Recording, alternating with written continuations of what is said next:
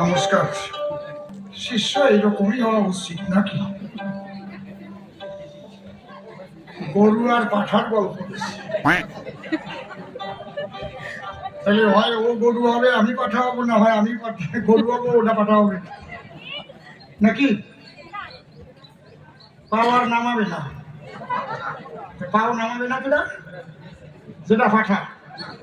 এইরকম বলদা গল্প কেউ কয় নিজে নিজে পাঠা হয়? হ্যাঁ না, গরু পাও না মানে আমাকে পাঠা বানাইছে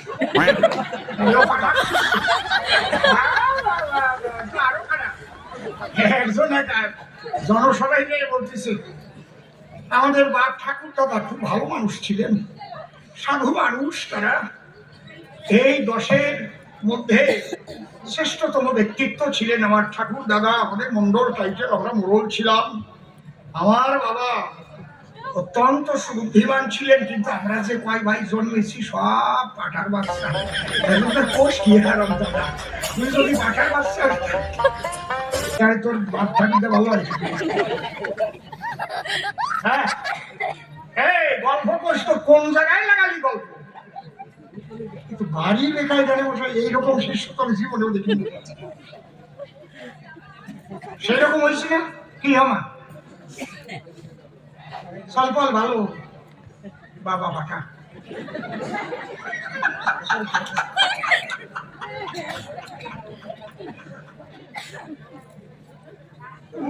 কলের শিষ্য তাও তোমরা বসে বসে শুনলে, তোমার একটা ফোন আনলে বলতেও পারলে না। সেমরা তুই কোষ নেই তোর গুরু দিয়ে তুই মাথা বানাচ্ছিস কবার না, আরো চাদর দিয়ে মুখ দেখে দেখে আসছিস। গান গাইছি দিল না দিল না নিল প্রেম দিল না এত চেয়ে তোর বন্ধু জানা, এই বলে রাধারানী গাইছে। তো বাউল গায়